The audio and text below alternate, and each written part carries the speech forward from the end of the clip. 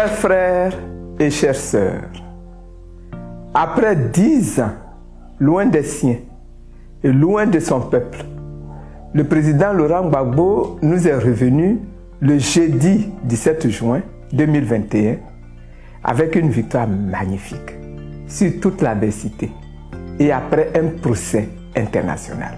Je bénis le nom de l'Éternel. Celui-là même qui, jour après jour, a su le couvrir de son assistance et l'a délivré de ses ennemis qui étaient plus forts que lui. Par sa main forte et puissante, Dieu nous l'a ramené vivant. Il mérite que nous fassions monter vers lui nos actions de grâce. Chers frères et chères sœurs, le président Laurent Gbagbo est enfin parmi nous. Tout comme moi, vous avez été nombreux à lui réserver un accueil très chaleureux. Je vous en remercie et je vous en suis très reconnaissante. Notre vision commune d'une nation forte et souveraine, d'une nation réconciliée, moderne, prospère et ouverte, d'une nation remplie de justice et d'équité, le président Laurent Gbagbo l'a porté avec un brio inégalé encore aujourd'hui. Ce retour a été aussi le fruit de l'accord du chef de l'État, M. Alassane Ouattara, de voir le président Laurent Gbagbo rentrer dans son pays.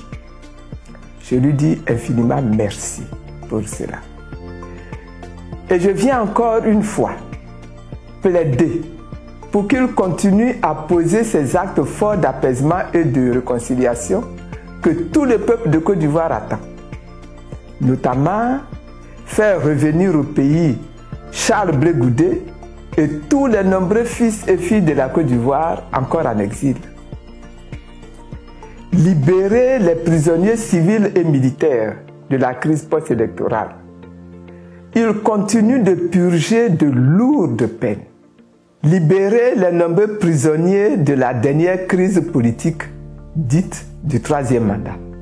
Au-delà de l'affection, de l'amitié, de l'amour et même de l'attachement que tous nous portons à la personne du président Laurent Gbagbo, nous ne devons jamais oublier que la grande aspiration du peuple, c'est de voir notre pays, la Côte d'Ivoire, sortir définitivement de ses contradictions internes, de ses difficultés et de ses limitations.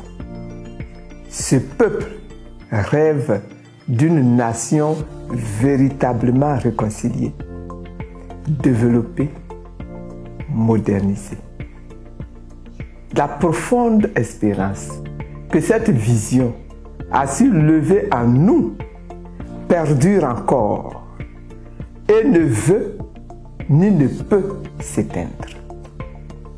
Frères et sœurs, aujourd'hui le temps est favorable pour la manifestation de l'amour avec grand A envers tous nos concitoyens, peu importe leur ethnie, leur religion ou leur obédience politique. Le temps n'est plus aux imprécations.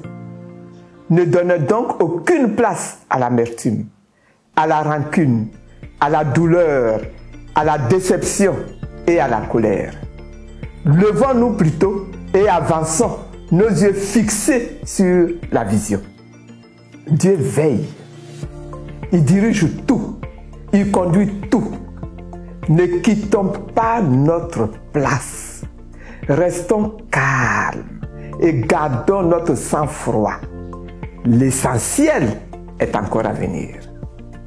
Je voudrais en fait saisir l'opportunité de cette adresse pour vous exprimer toute ma joie, toute ma gratitude et ma reconnaissance pour l'attachement que vous avez manifesté à ma personne à l'occasion de la célébration de mon dernier anniversaire. J'ai été célébré en Côte d'Ivoire, dans plusieurs pays africains, en France, en Angleterre, au Canada, pour ne citer que ces places-là. Des plateaux télé m'ont même été consacrés. Plusieurs vœux m'ont été transmis par des internautes sur les réseaux sociaux. Pour toutes vos marques d'attention et d'affection, je vous dis merci du fond du cœur. Je voudrais terminer mes propos en vous invitant une fois de plus à garder le cap, les yeux fixés sur la vision. Tout va bien. Que Dieu vous bénisse, qu'il vous bénisse tous et qu'il bénisse la Côte d'Ivoire.